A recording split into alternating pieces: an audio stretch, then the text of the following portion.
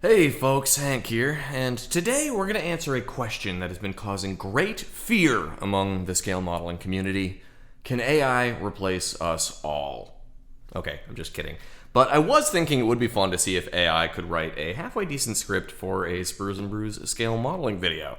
I'm sure this is going to be a mess, but let's see how it goes. We'll have a little fun with it. Alright, my friends, so here we are in the studio. We've got Chat GPT all fired up here. I haven't really messed around with this very much at all since it's been out here, but my understanding is that if you give it some pretty accurate or direct prompts, it'll spit you out some relatively useful information based on what it can crawl from the interwebs, the World Wide Web land out there. And I've made a handful of videos at this point, so it should have a decent amount of material to draw from, I should say. But let's see what we can figure out here. So let's enter a prompt. We're doing this live, so you know this is the real deal. Write me a script for a YouTube video in the style of Hank from SpruesNBrews Scale Modeling. Okay. What should we write about? Let's see here. You know what? We do plenty of Sherman stuff, so let's do that.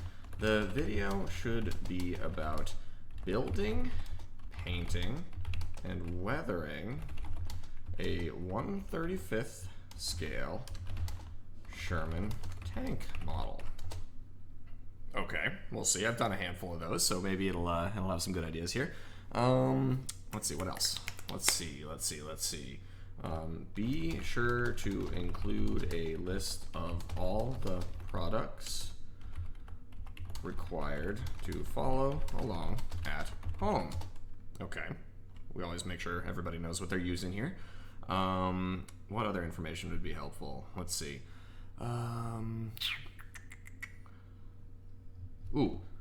Start before the building begins.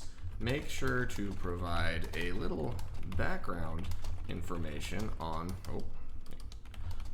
the history of the vehicle itself. This is SpruesNBrews Scale Modeling. After all, we have to have a little bit of background information. Is there anything else we need to add here? Let's think. The video should be around 10 minutes long. That's generally what I shoot for. Important here. Roger should make at least one quick appearance, because what is a SpruesNBrews video without a little pop-in from the old brew dog here? I think that's pretty good. So write me a script for a YouTube video in the style of Hank from SpruesNBrews Scale Modeling. The video should be about building, painting, and weathering a 1/35th scale Sherman tank model. Be sure to include a list of all the products required to follow along at home. Before the building begins, be sure to provide a little background information on the history of the vehicle itself. The video should be around 10 minutes long. Roger should make at least one quick appearance. All right, should we see what happens here? Let's hit enter. Oh my goodness. Okay, wow, it's going really fast. Whoa, all right. Look at this. It's just knocking together this script really fast here. All right, I'm seeing a list of tools, paints, brushes, model kit.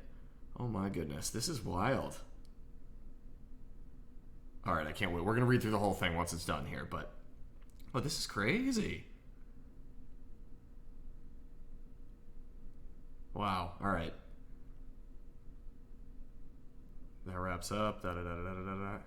Okay, we've got ourselves a script here. Let's let's read through this and see how it is. All right, up to the top here.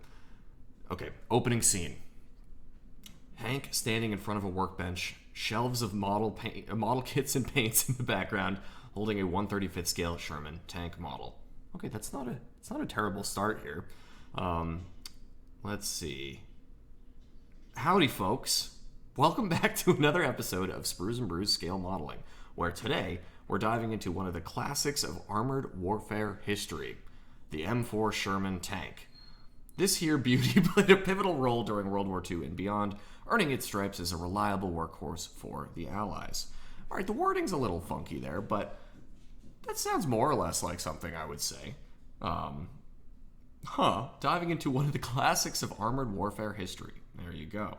All right, Cut to a quick shot of historical footage or images of Sherman tanks in action. Relatively nondescript, but okay. All right, back to me. Hank, now, before we get our hands dirty with paints and weathering, let's talk a bit about the Sherman. Developed to replace the M3 Lee, this tank became synonymous with American armor, known for its versatility and mass production. It saw action in North Africa, Europe, and the Pacific, with countless variants adapted for various roles. That's a halfway decent overview of the history of the Sherman. High level, but I guess that's what you're asking for. Interesting, okay. Cut back to Hank at the workbench. Ta-dum. Alrighty then, let's crack on with building this fella. Here's what you'll need to follow along at home. I love building this fella. I've definitely said that more than once. All right, tools: hobby knife, side cutters. Side cutters? I think we mean sprue cutters, sprue snippers, side cutters. Make sure you have your side cutters at home, whatever those are. Fine tweezers, okay. Sanding sticks or files. Modeling glue. It's not glue, it's cement. I prefer Tamiya extra thin cement. All right, so they did their homework. They figured out that I'm an extra thin guy. That's good. Okay. Let's see. Paints and brushes. Base colors: olive drab, desert yellow. Desert yellow. Okay, we'll find out what's going on there. Detail colors: gunmetal, steel, black, and white. This is going to be a very interesting looking Sherman, I think, by the time this is all done here. Weathering supplies: washes, brown and dark gray. Pigments: mud and dust tones, and matte varnish. Okay, well, it knows, varnish is important here. I don't think I've ever used dark gray wash on anything, but again, we'll see where this is going to go. All right, model kit: 1/35th scale Sherman tank.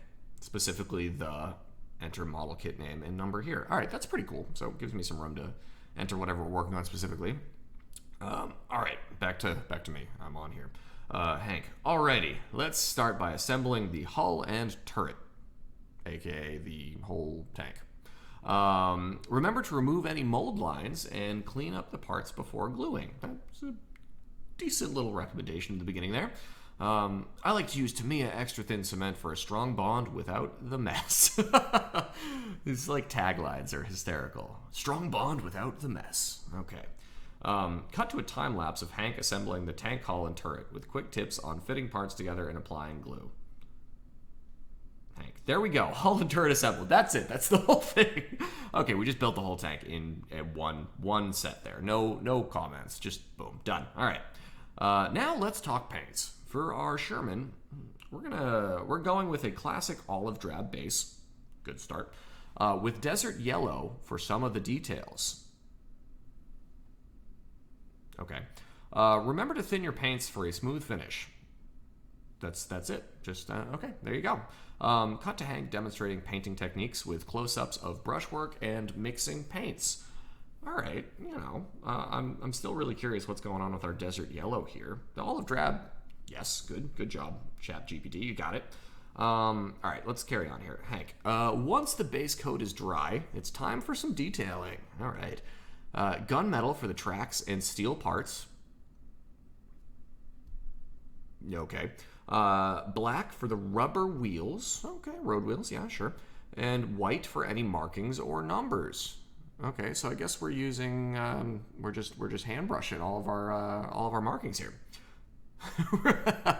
Roger, could you pass me the masking tape? Roger quickly appears from off screen handing Hank the masking tape.